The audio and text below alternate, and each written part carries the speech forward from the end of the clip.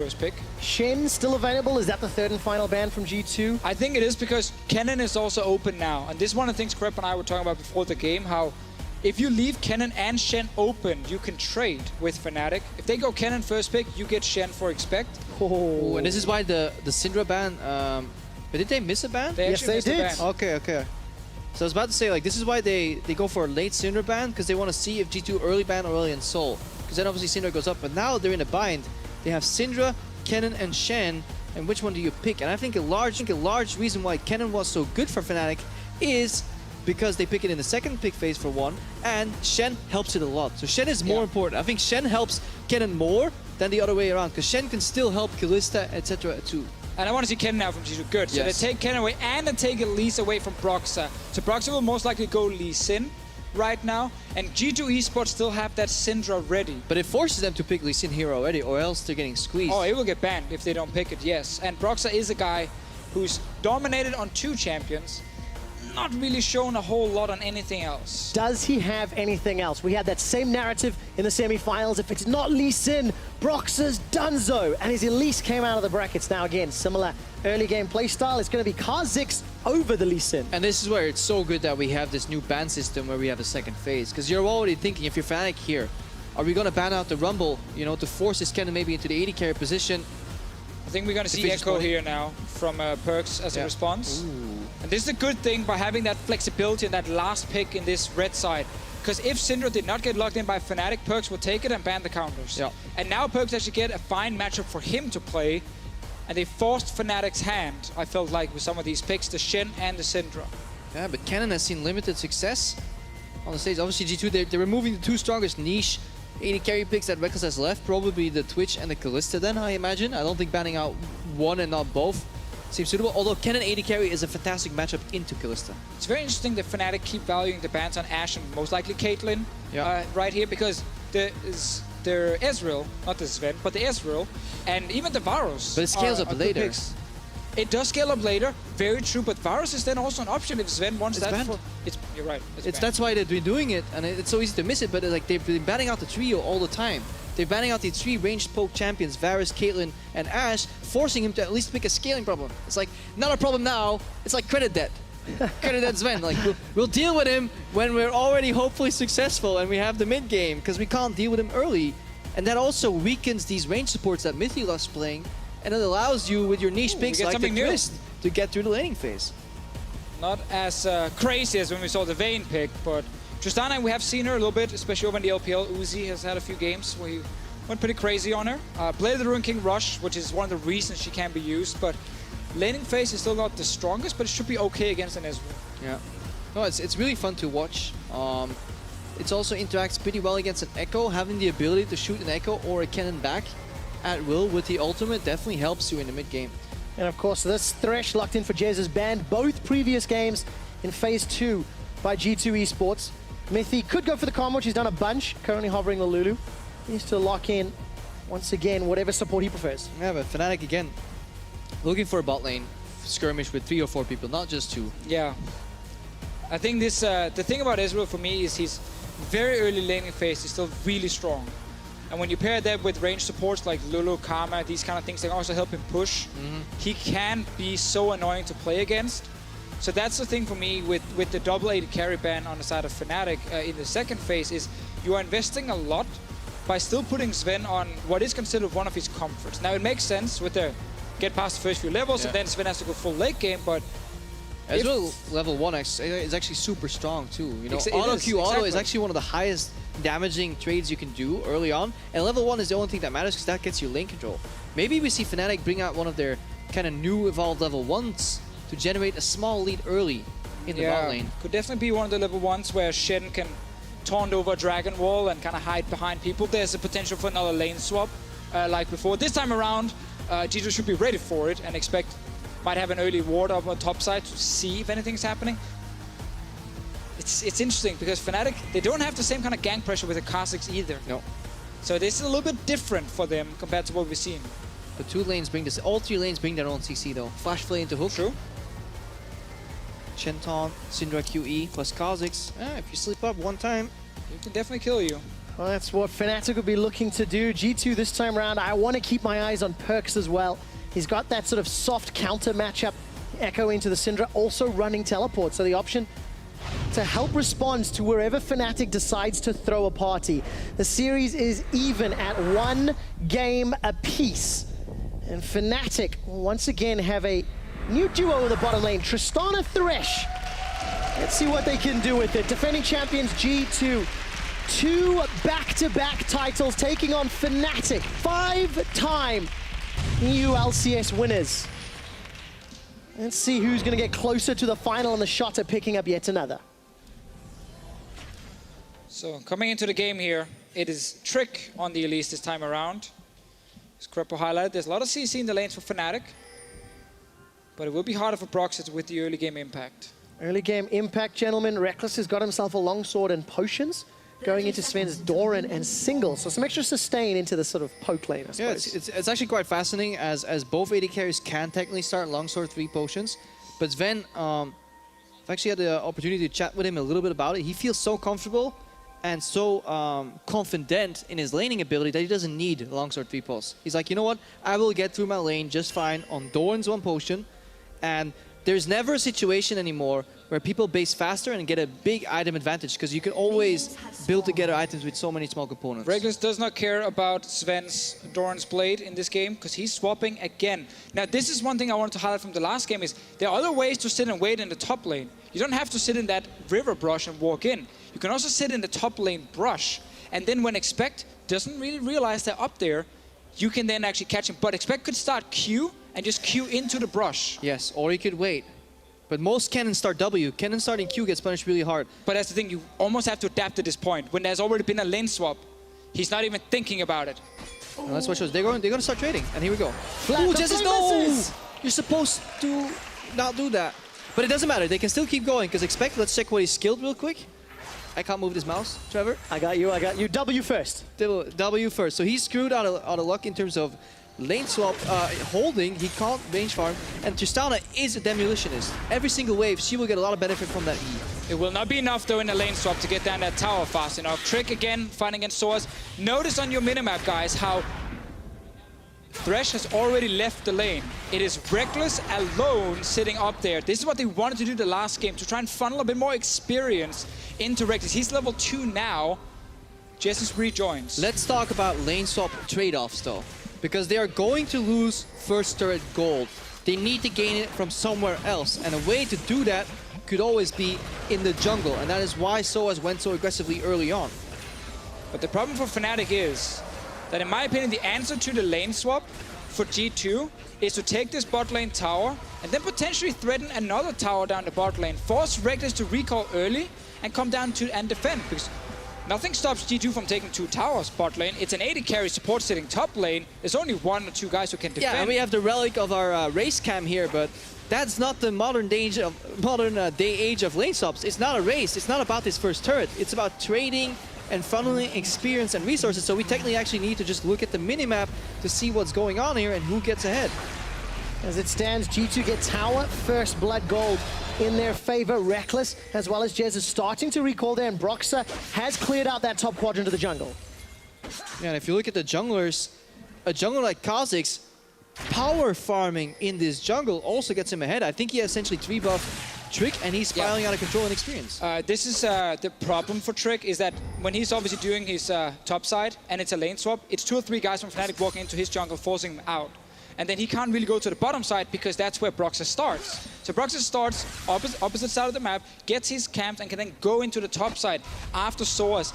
And of course, Jesiz pushed this Elise out. So that's an experience advantage for Broxah. But I like this from G2 a lot. By going back to the bottom lane, they're not going for this trade they did in the last game, where they gave over that tower to Fnatic. And Fnatic actually evened out the goal because it's still pre-5 minutes. So G2 can't go top lane and rush down the top tower. They have to wait, and that's how Fnatic actually bounced back in the swap last time. And a lot of, honestly, experience is put into Broxah here. He has to make it pay off. That is really important. Something also cool to look at is how tank versus carry matchups get influenced by gold or lack thereof. Historically, tanks were better to pick in lane swap because at least with base stats, they scaled okay. a champion like Kennen that has to reach certain thresholds, then in the mid game, deal with different people in side lanes, being put behind early and starved off farm, obviously not as drastically as historically was, it helps the scaling go into Shen's favor just a tad. Also, Kennen is really good before he goes back to base. Not the greatest after first few bases because his items are not very impactful on him. He needs to play the Ruin King to really start taking over that lane. So this is really good for sOAZ, and that's important to highlight. Fnatic are okay giving up gold to G2 to get out of certain lanes they're not interested in and trying to get experience advantage on one, maybe two members. It's Broxah in this game here getting the experience advantage by him doing 3 jungle clears, but over 3 like parts of the jungle and only 1 over to Trick. All right, so with the advantages that Broxah's got, what does Trick have to do to respond? I want to look at his first 2 games. Both games on Graves. Number 1, a lot slower. Number 2, great adaptation. You know, sort of reading Broxah's early game. We'll get those numbers on your screen in a moment or two. But yeah, Trick, this time around, a little bit behind in camps, a little bit behind in clears, but has the ability to make those all-impactful picks. Yeah, the numbers, there's something. At least what changed the most in Trick's gameplay is that he didn't go as farm-centric in Game 2, and he was obviously waiting very often for Fnatic in key brushes. He found the double kill in the top lane. He found Broxah in his jungle in the mid game in that Game 2. He learned from the style that Fnatic brought out in Game 1, but now it's a different style with another shook-up early game. Can Trick adapt in time? We'll have to see. Well, his camps are back up, so he will actually catch up in experience. Broxah not really able to do a whole lot with this lead because he's also playing Kha'Zix in the early game. Yes, but at the same token though, Kha'Zix versus Elise is a matchup where usually the lead is made on the level 4 gank or level 3 gank by Elise. Elise gets some pressure out because level 6 Kha'Zix gets progressively stronger and then keeps scaling. Elise, if you can power farm versus a jungle like Elise and force her to farm as well, you will win out in the scaling department. Good thing for Trick there is the early game is still here. We actually have standard lanes now. We just got a little bit delayed and G2 got a gold advantage because of the bot lane tower going down. So there is still plenty of time for Trick to try and really impact the game. Definitely agree though, the full late game, not that much value. But at the same time again, Rekkles has a bit of an experience lead, about half a level, slightly more over Zven. And once he hits level 6, that's where we might see Fnatic turn it on. And if you wonder why Rekkles was kind of trading 1v2 there, Jesiz was playing back to lantern him out because they're not sure where Trick is and they don't want to get surprised by a blast cone play right there where exactly for this, the lantern comes out and then they want to catch because they can't run to the safety of their turret. This is an incredibly hard map to play for Fnatic. If Trick finds his way into the enemy jungle by rappelling over to the blast cone, for example, he could technically show up behind Fnatic and surprise them entirely. Trick almost level 6 at this point, but he's still ready to gank. It is hard though. He's also here just for backup for Expect. He's allowing Expect to push out very aggressively because the jungler is already here. If sOAZ suddenly starts trading for no reason, yes, you might be able to gank. Otherwise, just make sure your top laner can push it out, give him all the gold, and then you can all go back. And look at what Caps has been doing recently. He is constantly hiding around the corner or going into the river in between lanes. He just cleared out a pink ward in the Pixel Brush left side. Then he pushed mid and he went to the right side, disappearing in Fog of War, potentially lantern ganking bot lane. Fnatic is helping their side lanes by putting constant pressure by removing Caps and making him kind of pseudo-roam. And now you have level 6 on Tristana to level 5 on Zven. This is a big thing for Fnatic. If they can get a play down bot lane, tier as well on the Ezreal, it seems they can actually find some opening. Well, the focus is mid lane. Chrono Break comes out for PerkZ. He's going to get jumped on Stand United, delivers sOAZ under the tower. Shadow Dash taunts up PerkZ, shield, but he stays alive, and escapes. It's first blood to PerkZ, donated by Fnatic. The cocoon for Trick goes wide as Cap survives. So huge, looked pretty bad almost at first. Let's see the ulti. Don't think it has enough damage. Nope. But man, it looked risky at first from PerkZ, but he managed to get the shield down on the tower. Outplays Fnatic, gets the kills here. So he jumps in actually without proper vision. I think this is where you Shen ulti already. It's a fraction of a second lane, and this is where Fnatic, it's such a great idea usually to go 3v1, but Ekko is probably the only pick that could even in theory survive this. And look at Broxah. He backed off because he thought the kill was done. Broxah could have walked in, went for an execute, and then flashed out. So again, this is where he's so used to Caps. I got this. He's dead. Don't waste your flash. That maybe they weren't accounting for the survivability of Ekko. And meanwhile, the bottom lane from G2, despite being a level down, having a tier Ezreal, are actually able to stay even with Fnatic's bottom lane. So that investment in some early experience for Rekkles It's not allowed Fnatic to get a big advantage on the bottom side. Ideally for them, they could have sent down Broxah, Syndra, Shen. I'm not sure why I said Broxah by name, but he's the Kha'Zix. Send all these guys down to the bottom lane with the level 6 Tristana. Dove onto G2's bot lane, taking that tower. But because PerkZ actually made that play, Fnatic couldn't go aggressive. And in part, why Rekkles and Jesiz can't push through is because they don't have a turret anymore. Jesiz is constantly playing back in kind of lantern safety style because he doesn't know where Trick is. And that's the problem right there. You can bully this matchup and you can maybe make advantage of the fact that Zven has tier, but if you constantly have to be wary of ganks, your support has to play slightly backwards. And that actually goes back to the level 1 where they're obviously hoping to maybe get a kill on the Shen as well, or onto Expect rather, and it backfired a little bit for Fnatic, and now G2, they've already played the scenario out once. They know how to react to this lane swap in the early game. That could be problematic for Fnatic. If G2 have a read and can respond, maybe they'll be able to pull ahead. Take a look at this in the top lane. sOAZ going to taunt up Expect. He's got himself the recurve bow. Almost done collecting the bonus gold on Cole. Getting closer to that Blade of the Rune King, and that's where sOAZ's life becomes difficult. There are two things that are happening right now, though, that are in favor of Fnatic. The Expect Kennen matchup is not snowballing on the Shen and is delayed in terms of spike.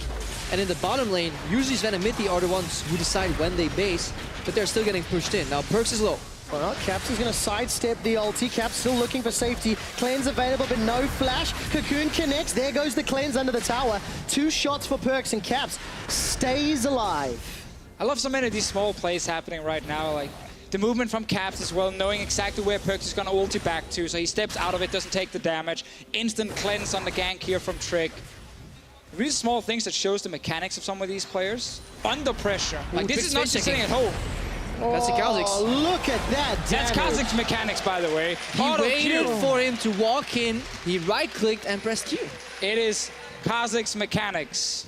We've all faced that in solo queue, and it's not fun when he gets ahead. Yeah, it happens all the way down from Silver 5 to Diamond 5. I'm ARAM Master. Oh, thanks. I'm so glad you called me Diamond. I feel like Diamond 3.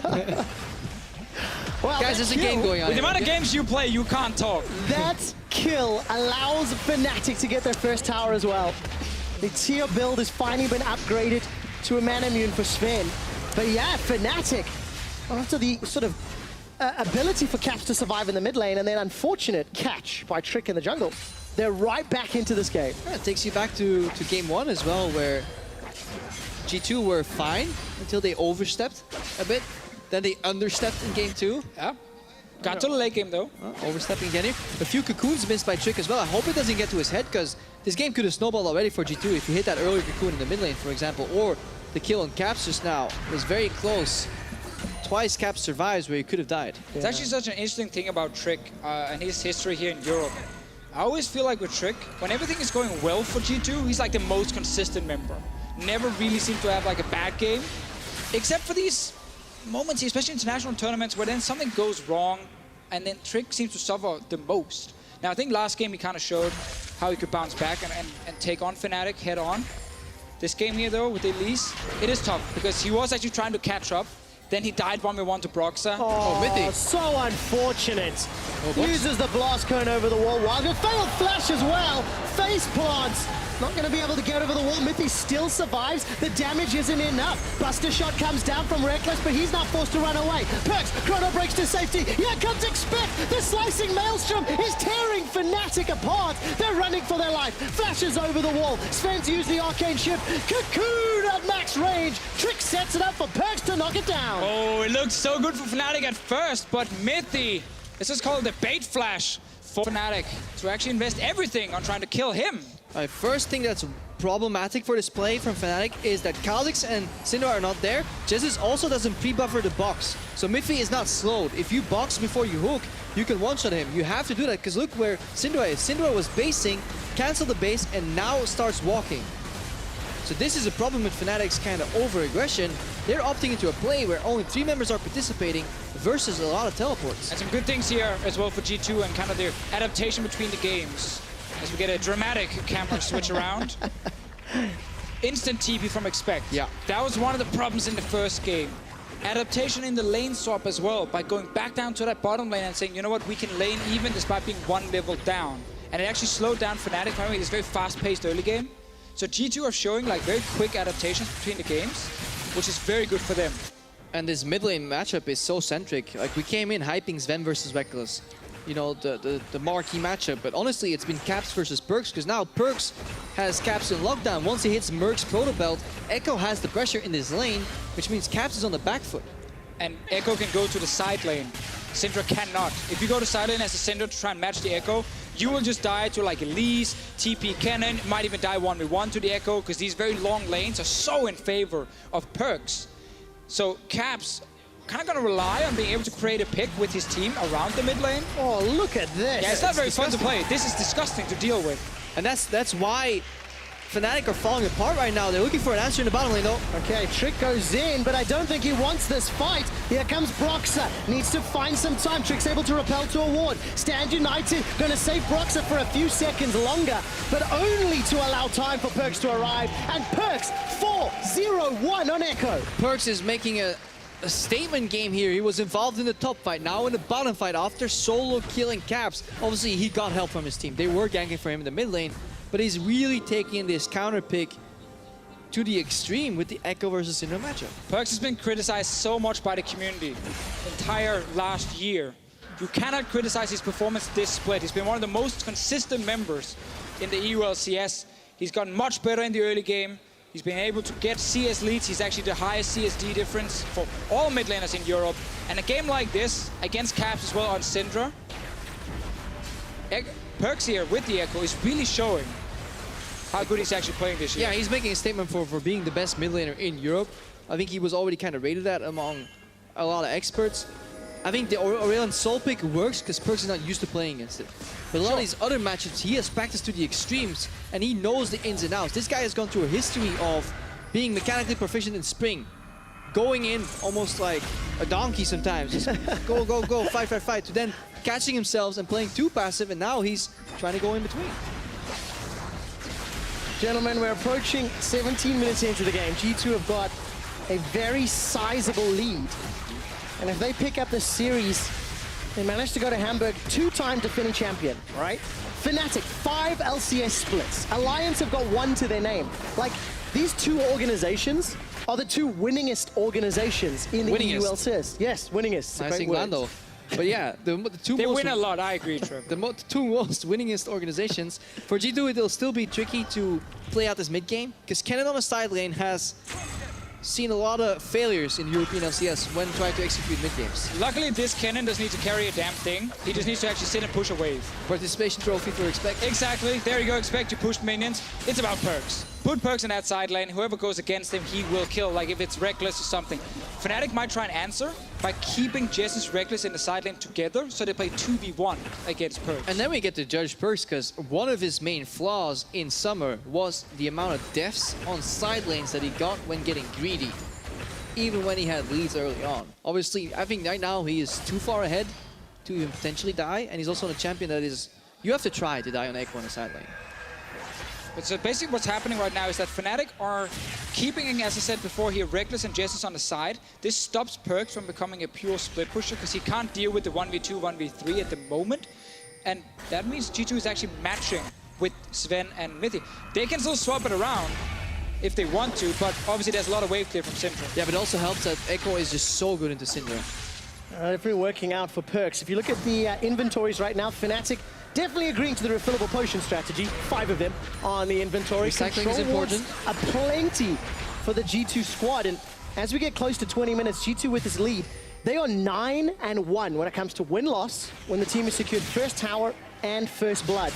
And having an Ekko that can literally insta-give everybody is going to open up opportunities for G2 as we approach this mid-game. And that's a problem for Fnatic right now. You're falling behind against a 1-3-1 comp, even bot lane fighting. Well, Trick's going to find the cocoon. sOAZ gets a decent Shadow Dash taunt. Spirit's Refuge will buy some time against this on-hit Kennen. Manages to escape for a few seconds longer before Expect kills sOAZ. Teleport delivers PerkZ to the bottom lane, and now the tower's the focus. Yeah, Broxah's looking for Zven in the top lane. He may actually find a pick there as we see PerkZ maybe escape. It does indeed. A charge from Rekkles' Tristana, not going to be able to pick up the kill. And sOAZ, 20-second death timer before he can rejoin any skirmishes. And what is Broxah doing there? He's been hiding there for quite a while, looking to find Zven. He's looking for him now. Let's take a look. Isolated damage available. On the hunt goes down. Sven, summon a heal, flash over the wall. Flash for Sven as well. Here comes Broxah, support from Caps. Cleanse is available for Caps. No flash though. Not going to get needed, and not even going to get the assist. Sneaky play from Broxah on the top side. His team did also defend the tower bot lane, so they actually ended up trading kills right there. PerkZ really wanted that blast cone. And also check if there was a potential control ward maybe in the brush. One thing, gentlemen, is expect Kennen 2-0 and 3 right now. Blade of the Ruin King and Hurricane. The fact that he was somewhat hurt early on, I don't think it matters anymore. I mean, he's getting them items. It's just he could have gotten them faster, and the split push matter. But again, it's like Deficio pointed out earlier. It's not about him. Yeah. He is basically participating in the PerkZ show right now. And Kennen also will still just get stronger and stronger in the side lane. Shen obviously can't do a damn thing against him. We'll just have to sit there and try and make a play on the other side. Like, that's the problem for Fnatic in their comp right now. Fnatic's comp has basically no playmaking ability because they can't play on the side lanes against G2's composition. And engaging mid is against the Ekko. And Ekko has his ulti, his jump, everything to get away. So Fnatic's comp was actually relying on getting ahead early and then used Tristana and Syndra to siege. This is how they're trying to make plays. Oh, signature move, ganking in the side lane between sOAZ on Rekkles or Rekkles on sOAZ. The problem is, after that mid lane failure, where sOAZ went in, he lost so much time and experience that yes, the early hit that Expect took, sOAZ took an even bigger hit right after, and it propelled the disparity in the matchup forward again. I do think that what Fnatic is trying to do in the side lane makes a lot of sense. They're like, we're not gonna win unless we get like a kill in the side lane into like a tower, later on maybe a Baron. Like, that's kind of our way back. This top lane tower is open for them, but they will lose a dragon fight. And this mid tower is just waiting to die. There we go. One shot from the phase dive. PerkZ fancies himself an opportunity, but doesn't go too far. Broxah was waiting just in the wings. Yeah, and this is why Ekko is so annoying. Expect may actually die here with C-Stand United. All right, Expect's going to try to escape. No flash available to him. Rekkles should pick this one up nice and easy, but it took Stand United to guarantee it. This is what we just talked about. Like, try and make that one pick in a side lane. Get a tower for it. In 5 minutes, if you do the same, maybe try and get a Baron at 4v5 at least. That's kind of your way back if you are Fnatic, because this siege with Tristana, where you just take down towers left and right, you have Syndra next to you, and it's a great setup. Only works when you actually get ahead or stay even in the early game. This game they fell behind, so it's been very hard to use that composition. And Zven, even with time, because he got an early recall off, is top lane defending now. And now this novelty... surely you're gonna check with Q if you're gonna walk the out. novelty of these side lane ganks, as well as the novelty of this lane swap, should wear off. And we need to see if Fnatic has more up their sleeve than just this in this series. Because it's great for a best of 1, maybe a best of 3, but it may just be too little in a best of 5. And much earlier in the series, I compared like Game 1, G2 against CLG at Worlds. That was a best of 1. G2 actually never got a chance to show up and play a second or third game against that CLG lineup with the same kind of pick and ban phases and adapt. This series, they've adapted much better. And they're showing why they're so far the best team in Europe. And now we get to see how good Fnatic is at playing from behind, because so far over the last few weeks, when Fnatic have got leads early, they've tended to win games. But the mark of great teams as well, adapting, reacting to what your opponents are doing. And let's see, sOAZ taking a big fight to the Expect down bottom, and look at the mini again. So they're looking for a familiar stab, but G2, But they should call miss on Tristana here. Yeah, and they're pushing aggressively on the top side. And look how PerkZ is always generating rotations here. PerkZ pushes up mid, which means he can always go to the side lanes, and if people disappear, they still get numbers advantage. And you can just see right here how G2 are talking about this missing Tristana. If you're pushing in 2 lanes, mid and top lane, and the enemy AD carry is not farming, and he's not farming any of those 2 lanes, well then he can only be in the last remaining lane. So Expect just walked away. He's like, I'm not even gonna try anything here. Just stepped away. Rekkles is still down here. Expect to still know that Rekkles has not shown on the map. And that's why he's recalling on this Kennen. And when it fails for Fnatic, Rekkles will progressively get starved out of farm and local turret gold that his opponent AD carry is taking. That's allowing Sven to get closer to his 3rd item completed here. Got that Cutlass picked up. Look at PerkZ, by the way. Hourglass, Lichbane, and Proto Belt already +9 stacks on that Dark Seal. It's all based around jumping in with the E on the target, popping Q, and then seeing what happens. Do I hit the turret and go out? Yes. Am I getting hit on the way out? I ulti out. Am I in too deep and is ulti not going to save me? Zonias, wait for another cooldown rotation and have your team help you. Like, you have flexibility that you can decide after you see how your opponent reacts to E. That is the beauty of this build. And if you want to go all in, you proto belt. You go forward. And Caps has to deal with it. He basically needs to interrupt every single dash with his own E ability and stop him mid-flight, otherwise he's just dead. It's also so effective to build some defensive items when you're really far ahead. Yeah. Because your damage just from even the defensive items is high enough to kill the members on the other team who's behind. And it punishes them even more if they build offensively. Exactly, and the way, again, defensive stats works, Krepo, you talked about this earlier in the series, like how early on, if you sit on like a low amount of armor and you put in an hourglass, that armor you get will just spike up your damage reduction a ton early. If you get like obviously 250 armor, it's way less. So it's so effective right now for pure damage reduction that PerkZ is building this way. Both MR, HP from Proto Build, armor from Hourglass. Bot lane, Tristana again. Oh, he passed the ward. He didn't even see it. He's so tunneled on this taunt play. Rekkles passed the blue trinket. Maybe he sees it now. Is it a blue trinket? I think it's just a regular ward. Oh. It's the other way around. It's swapped. Well, he has a blue trinket in his inventory. Blue trinket He passed in the it. Tribush. Yeah. Well, take a look at the mid lane. Caps, the target of Stand United. PerkZ has already used that chrono break to get out to safety. Now, all of a sudden, G2, they've got the ultimate from sOAZ. Like, he should be able to see that, right? Oh yeah, he would definitely see that one. We were thinking like maybe he... I was looking at the minimap. I actually thought the wards would look the same on the side, just have different colors, but they are swapped around. Yeah, points in different directions. sOAZ is able to land into safety. Jesiz on this Thresh never really had the opportunity to shine early on in that laning phase, but now we need to see how well he uses that lantern. PerkZ taunted up. Looking at the minimap, there's no support though. And this is how G2 are often so successful. It feels like nothing really has happened, yet this gold lead is constantly getting bigger because they're always just... Caps trying. Not dying, hopefully. They're always just playing on these side lanes, taking away small objectives like enemy camps, the Krugs, the Raptors, then taking out chip damage on turrets, a small rotation here and there, maybe a little pick, and this gold gap keeps getting bigger and bigger, and they leave very little counterplay for their opponents as long as they keep checking the minimap for who's missing. I love the evolution of Expect over the few splits he's been in the EU LCS. He's under a lot of pressure in this game here. The entire way back into this game from Fnatic is try and gank Expect and hope he overextends, but he's always respecting it.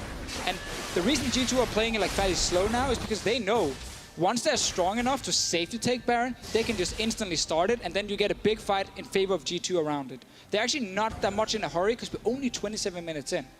This is the time now they want to start going for the actual Baron. So Expect has just been buying time for the team. They've been farming 3 lanes. They have full map control. It's also great to see Expect playing a couple of different champions as time has gone on. I mean, Rekkles almost gets one shot by PerkZ. It's so hard. Look, they're trying to face check. If we get a vision toggle, we'll just see how much control G2 have in the river. Like, it's so dark there for Fnatic. It's so hard to face check. They have all that control right there. But that's G2's vision. We need to see what Fnatic is seeing. Yeah, exactly. Nothing. And that's why I see Rekkles... PerkZ and I want to kill him. Yeah, and once he's missing, they're scared of him on every single lane. sOAZ won't do anything here. Expect is just buying time, and Rekkles is again trying to do the same thing. Well, not going to be enough just yet. Caps flashes away from PerkZ. Phase dive will become available in a moment's time, and that's the kill. PerkZ is unstoppable. 5-0-1. And now we're moving to the Baron. Now it's Baron time for G2. At least very soon Broxah thinks they might have been starting it. He's sneaking behind with a ward. That's about it. No one sees him though. It's actually important for Broxah. And he needs to stay there, so when they start it, he can steal it. They'll still check the brush, but it could be a pivotal moment here, because PerkZ can just go to base and ulti back. But also if you're G2, like, you know that Baron steal is kind of one of the few ways left for Fnatic to really do anything. So they probably don't want to risk it when Broxah is still alive. Yeah, look at him, they're just baiting. They don't know that the guy they're looking for is actually in their jungle. He's still sitting there. And there's no control ward in the pit, that's the mistake. You always need a control ward in the pit right there to see if they snuck in a ward somehow. In the previous game, Fnatic not doing their due diligence 100%, ends up allowing G2 to play around it. This time round, oh, Broxah cancelled again. Yeah, Broxah is still there. The mentality here for G2 is, this fight doesn't matter. Like, they swept the Baron pit. Nice stun. That was actually very important because They're doing Baron, by the way. Look at Broxah, he's gonna steal it. He's gonna steal it! Big Fnatic stole the Baron! That's what happens when you don't do your more diligence. You do not understand. G2 from their side, they almost played it perfect. They swept the pit once, right? They placed their control wards outside to punish wards being placed over the wall. They check for blue trinkets. They checked for blue trinkets in the pit. They know nobody was near the Baron because they didn't see a damn goddamn like little bug. They know nobody is close enough to ward under the assumption that Broxah is not in that exact brush. Oh, look at this. Oh, not enough damage just yet, gentlemen. Okay, Fnatic have Baron on 3 of their members. They're defending against G2, who are still 8,000 gold up. It's a defensive Baron. But it's a tilter. It's a best of 5 we're playing, right? This is like a mental hit that you can deal to your opponents despite losing. I think if Fnatic had been up 2-0, this happened. Yes, massive tilter for G2. I think right now they're like, wow, we didn't know he was there. Like, so they don't know there's a they have no idea. They swept it and there's no blue trinkets. There can't be a ward. Nobody's been close except this guy. He was in the brush all along. And they feel stupid. They get a kill bot lane. They got bot lane tower after. Fnatic are too far behind to use the Baron buff aggressively, and it was only used to just deny it from G2. Yeah. That is the only thing Fnatic really gains from this Baron. But it's still fun. Which is pretty big. And like, Broxah was sitting there for such a long time. Yes. Canceling recalls, be like, oh, no one is seeing me. But it feels so horrible, like, having been in similar situations, just like, even in solo queue where you're like, oh, I've run the numbers. There is no way this plan fails. Yeah. Oh. I mean, okay, yeah. One control ward was missing. No, it's not one control. It's just the assumption that nobody can cover. They had all the exits like covered with wards, but this guy just slipped in. But that's the thing, you know. Hey, if they had that one control ward in the Baron pit, they obviously would have seen the ward and knew Broxah would be behind. So if you just added that control ward, perfect. The fact it wasn't there allowed Broxah to sit in that brush behind, allowed him to get in that ward. Small things that I almost. It's so hard to kind of blame G2 for it because it was that one little thing. But it's one little thing.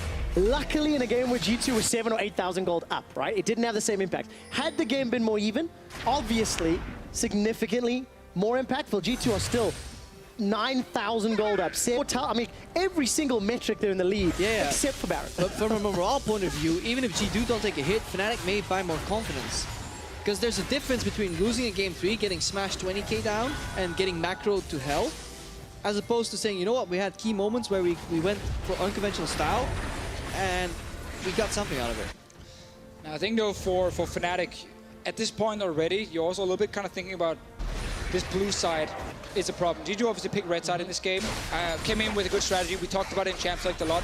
With their give over Shen, take the Kennen for expect, you have that as your top lane matchup, and then you can counterpick for PerkZ as well. Normally it's Caps who wants to counterpick. This was pretty huge for G2. So obviously Fnatic gonna pick red side in the next game if, you know, they want to try and change up this draft. And that's a difficult thing to figure out, especially at 33 minutes when G2, they've still got to crack the base, right? It's 5 towers to 1. G2 need to figure out how to get into the inhibitors of Fnatic. Elder Dragon's coming up next, so maybe they can force a fight. But for Fnatic, it's just Turtle, try to use your wave clear, try to buy time so that this lead becomes less significant, and maybe hope for a misplake or an overreach from G2. It's try to get Tristana to like full late game, but we are very far. 15-20 minutes from that. You can see on your screen that Rekkles 2.5. Well, 2 items fully completed and 2 halves completed as well, the QSS and then the stage. He's going for that Frozen Mallet, but Frozen Mallet is actually something I think is fine if you're ahead. But it sucks when behind. When you're behind, it's really, really bad, because you don't need more HP, you need more damage. Slow them either. It's not like they're running at you. They're going to try and kill you. You do not need to slow them. So he's obviously purely building it for HP in a game like this, but that's kind of the problem. You can't play the defensive style when you're already this far behind. You have to go all in for damage. There needs to be an eye edge coming. There needs to be another crit item for him, so he can actually be a late game carry. Frozen Mallet will not give him enough attack speed, AD, crit, anything that he really needs. Just a little bit of AD and that's about it. Well, for Rekkles, he wants to try to get to that point. The last time he actually played Tristana in competitive was 2015 Summer Finals. Pentakill? It was indeed. In Sweden, that was pretty sick. It was indeed, and for Rekkles, he's got that Frozen Mallet completed. He doesn't have the damage just yet. Those were different Tristana comps. Oh, yes. Built around like the Lulu style comps back in the day. Now he's kind of slotted into a composition where he has to make his own plays. Gonna have some opportunities as G2 are now trying to spread Fnatic's resources across the map. PerkZ gets a phase dive onto the tower and Krepo breaks out. Like he goes in and then he gets surprised by the Shen being there and immediately pops ulti. That is the versatility of this Ekko. He can still do it one more time and just pop Zonias. Wait for Steam. Look at the damage. Sven almost takes out Broxah. sOAZ is caught up. He's got that GA available, but G2 have just got, they've got damage, they've got waves, they've got control for everything. Trick also accepted that he fell behind early and just went full support Elise right here. Knight's Vow in there, some tanky items, some CDR for a few more cocoons. Didn't opt into like a pure AP build, knowing that he was fine, and the rest of his team was obviously doing well. Yeah, Knight's Vow is one of those items that took some aging for people to really acquire the fine taste that is sacrificing your item build to help other people.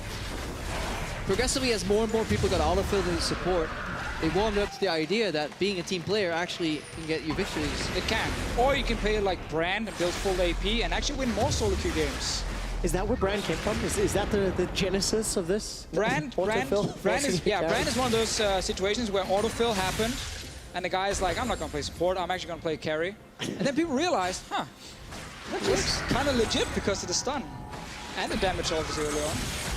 Well, G2 have got stuns, they've got damage. There's a Baron in 30 seconds, they've got Elder as well. So for Fnatic, Broxah, you pulled off a mini, I'm not going to say miracle, you pulled off a surprise steal once this game. Let's see if G2 provide any sort of opportunities for another one, because this G2 style, it's controlled, it's safe, it's secured a 6th tower. There's not a lot of risk involved in G2's decision-making right now. No, again, they played very slow and steady when they know their late game is extremely strong. It is very much a G2 one. They're trying to guarantee, like, always having a really, really high chance of success and a very small chance of failure. This is the kind of style that sometimes backfires for them when other teams are enforcing plays. Have we seen this before? We've seen it 5 times, probably. And every time Expectus walked away and not died to it. Look at the vision here from Fnatic. Yes, they've got the Scuttle Crab. They know Baron's going down, but they can't do a damn thing about it. So, no Broxah here. I think I found a word of the cast, at least for this one game. Don't want to repeat it, though. Is this where we start to worry for Fnatic? Previous game, they had a lead, but they couldn't convert it with that, you know, strategy decision-making. This time around, the lane swap again kind of backfires.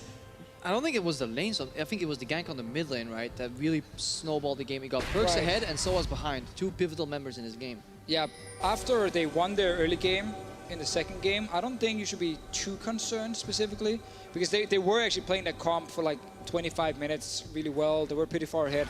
Then you can obviously look back at some of those late game team fights that happened where PerkZ got off a good shockwave on Rekkles, that kind of turned it in favor of G2, and these small things allowed G2 to go full late game. I'm concerned about Fnatic on blue side, which means G2 in a potential game 5 will get side selection again. And then they can pick red side once again, because that's where Fnatic needs to come up with answers. I think next game, they still have a good chance of actually bouncing back. Well, that does give a sigh of relief to the Fnatic fans here in Berlin and anyone watching at home. For G2 though, 15,000 gold lead. Look at this, PerkZ again, single phase dive. Chrono breaks out. He's hit full build, death cap as well. The rest of the G2 members applying pressure on the mid lane. Jesiz finds a death sentence, but Sven's able to escape with the Mercurial Scimitar. That was a flash predict from Jesiz, I'm pretty sure. He flashed in, predicted Zen's flash, and then he has Q assist. That feels really bad. This is actually something Jesiz does really well in a lot of games, even on Camille, is incorporating enemy flashes in his skill shots. Didn't do it level 1, where he missed the play. Manages to at least delay the siege, but look at the minimap. There is an army of G2 super minions pouring through. It has unfortunately been cleared out though. G2 just trying to usher them in. But how hard is it? Look at the safety of PerkZ. PerkZ flashing away here, something he may have not done in the past. Just G2 always being super safe. And they can be, because PerkZ is 2 full items ahead. Right now, Broxah tries to come in. Get some good damage onto PerkZ. Chrono break goes out. But he's just buying time. Oh, PerkZ almost kills Cap. Zonias goes down. Teleport will deliver. Expect, and he flashes forward with the slicing maelstrom. The mid inhibitor turret has fallen. It's Sven that knocks that one over. Caps is now under threat. He's able to escape with the recall, and the inhibitor has been dropped. Yeah, and G2 constantly covering for each other. PerkZ buying time, his team covering for him by just hitting structures, getting a bigger yield off that single play, then expect coming in to help him out.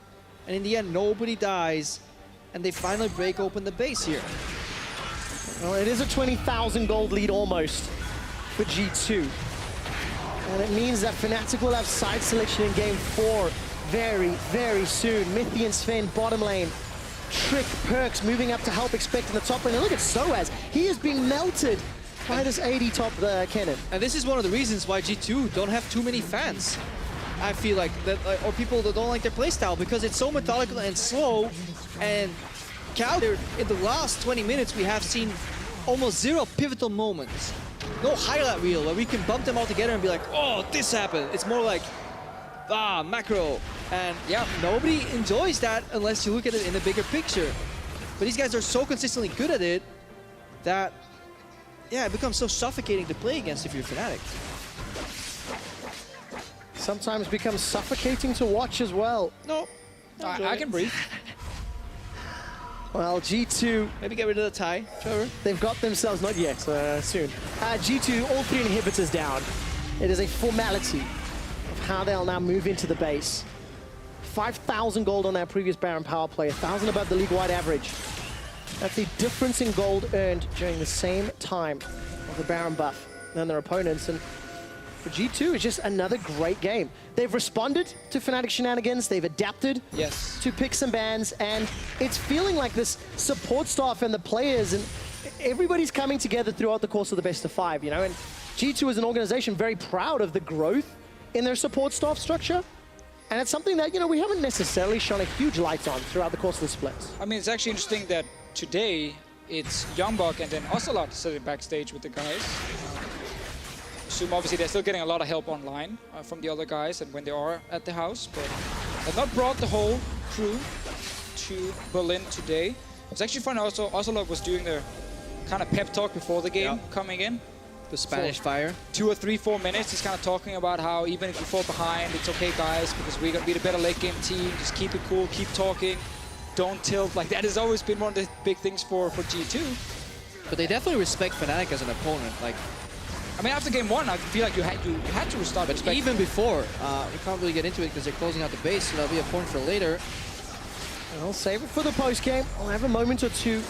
Jesiz takes a mystic shot. Look at the damage from Sven at full build. Super minions are pouring through. I think Fnatic are doing the best they can to get rid of these supers, but it's simply not enough time. PerkZ is already insta-gift capped. Take a look at the damage. Buster shot will send Expect packing, but he simply doesn't have enough damage. Rekkles is now the target. Stand United being channeled by sOAZ as he's running for his life. Rekkles on the fountain, while G2 don't care. They drop the Nexus. They're 1 win away from their 3rd LCS final. Slow and steady in the end from G2 eSports. In full control once we got past the early game. A lot of credit to Expect in the side lane, under pressure a few times. Never. Got once in the top lane. Did he once? That's true. Earlier before that. Yeah, very early in the game, but he learned. And it was still, G2 was still getting leads on the other side, so it's almost as if it really didn't happen. Like a tier 1 turret fell, but that was pretty much it. But then on the silence, on the crucial moments in the mid game, this Shen Tristana combo never really caught him. And that's really the big thing for G2, because they're not the ones now who need to kind of keep trying to adapt to what Fnatic is doing. It's actually the other way around. It's Fnatic who come in with their very specific style that G2 now won against twice. It's up to Fnatic here in the 4th game to figure out what they need to do. That's sOAZ button that says push for Rekkles and vice versa. It didn't work out this game. We'll see if there's any other buttons for Fnatic to push, because G2, they took the win. They're in the lead after game 3. From all, send it over to the analyst desk. Thank you very much, and I'd like to touch on exactly what Deficio talked about in terms of adaptation and evolving throughout the series, because you guys were actually discussing it was quite interesting. Who adapted to who in this scenario? That is, you seem to be of the opinion that G2 adapted. Well, amazing, you said, well, this is actually a very different game to all the ones we saw previous. So Veris, we maybe want to kick off what you think. Well, I think that when we look back at the draft, it was interesting that we did see this shift for more playmaking champions for the side of G2. We saw the Ekko being in a favorable matchup in the mid lane. We also saw the Elise come out for Trick in the jungle, and we even see Expect bringing out the Kennen. Now, the main idea behind the Kennen pick was to deny it away from Fnatic, but it also gave him room to dominate lane and have a little bit more influence come the mid game. Yeah, it seemed like that G2 actually just wanted to shut down the early game of Fnatic, because they realized that maybe if they get ahead or at least equal during the early game, that Fnatic wouldn't be able to play the lead and the map as well as they did earlier. So like this Elise pick actually is really crucial because they can't pick on top through the Kennen because Kennen counters Shen and actually pushes him all the time. And the Elise, to cover it up, made it so that there was no play potential for Broxah at all on the top side of the map, even though they had an early game lead. Yeah, definitely. And the playbook was just the same for Fnatic. They again set up kind of that move early where they didn't get the kill then. And you said, well, if this doesn't work, then where are you going to go next? And it didn't go well for Fnatic. We're going to take a look at another fight in the top lane where G2 managed to pick up 2 kills, and it's starting to go south for Fnatic. Oh, this is where things looked bad initially for Mithy, because this sort of pathing is very risky when you have no full vision onto where Jesiz and sOAZ is. But Mithy, he successfully buys enough time. Yeah, I'm not very good with words today, but he successfully buys enough time for G2 to be able to get the turnaround. And I think that this play by itself is really what started the fall for Fnatic in this game. Yeah, this over-aggression being punished, like, and giving PerkZ even more room to operate, like, it's just, it, like, gave him so much space. Like, basically, the G2 comp wanted to scale, so, like, both Kennen and PerkZ, which we played Ekko, want to, like, basically win the matchup to the extent that they can actually dominate the side lanes. And once they had that in the back, like, it was over. Yeah, it was. You mentioned PerkZ, and obviously that mid lane matchup, we were looking tightly at that one. Syndra versus Ekko, you said, well, Ekko is not necessarily a hard counter to Syndra, but it did play out that way in this game, but more because of the way they got the advantages and PerkZ played it out. Yeah, for sure. Like, PerkZ played phenomenally. He played the matchup to its fullest, but he also had the benefit of getting the free kill delivered by the Shen ultimate. So, like, I was really just surprised by the over-aggression of Fnatic in general, like that they felt like the need to force a play almost when they didn't even need to. They just had to play the map, enable caps to maybe like get roam on the side lane, and then play on dual lane lead again, as they did earlier in the games. And this is the risk that you run when giving PerkZ this kind of an advantage, knows exactly what to do with. And this comes back to what we were talking about in terms of G2 having those sort of playmaking champions, being given the freedom to outplay your opponent. And the fact that PerkZ did so much with his lead, Amazing even made the statement he effectively carried his team on his back because of the amount of work that he was doing in this game. Yeah, for sure. Like, PerkZ, I don't know, this, like, he's the kind of player that once he gets a lead or once he's actually being put in a position where he has the jungle cover and whatever it is, like, he's actually really able to succeed. And like, the first 2 games he wasn't even put in, like, remotely in that position. Now the 3rd game really shows his actual class. So, like, I would think that they would continue that kind of style. Yeah, I was going to ask who would be a standout player who's really been pulling his weight or turning it around, G2 as a team, but PerkZ definitely, you gave me the answer there as well. And then the big question is, you know, can Fnatic turn this around, and where do they turn this around? Because now they're with their backs against the wall. You said in the beginning of the show, well, hey, Fnatic can step up in these moments of pressure, and that's exactly what we saw versus H2K. But it does seem that their playbook has been exhausted, and as you said, they were taking more risks, and it seemed to increase. They had to take more risks because G2 was putting a lot more against them on the map and taking more of the map as they went forward, and it seems like Fnatic is pushed in a corner. They did miss a ban, though, so how much, if they now have 3 bans and they can pick something else, did that influence the strat? I think that Fnatic as a team in that series against H2K did a great job of riding off of the momentum. They picked creative champions in every single game, but it was also facilitated by the fact that Fnatic did such a fantastic job of punishing the mistakes of H2K. Now G2, after their small misplay in game 1, have recollected themselves, figured out where they were going wrong, and they've adapted incredibly quickly. And now those windows of opportunity are much smaller, which is making it harder for Fnatic to ride off that momentum and punish the mistakes of G2. And G2 seems to be coming more into their own, playing more how they like to play with less risks. Amazing. Do you see Fnatic coming back? I see them coming back if they get red side, which they're going to pick for game 4, in my opinion, and if they get the counter picks that they want. Because Fnatic's playstyle is reliant on, like, getting champions that basically enable them to roam around the map and basically play on almost like in 3v4 situations and still succeed. So they want to play at a minimum disadvantage and still have like the stronger champions to skirmish with. And I think if they have the counter picks, they can actually do that because then they get lane advantages and then can translate that into other lanes too. They're on blue side. I just got the information. They are. Wow. So okay, that's going to be interesting. that will be interesting. We'll see what happens. Can Fnatic come back and take the series to a game 5 and silver scrapes? Yes, please. Their fate will be decided when we return.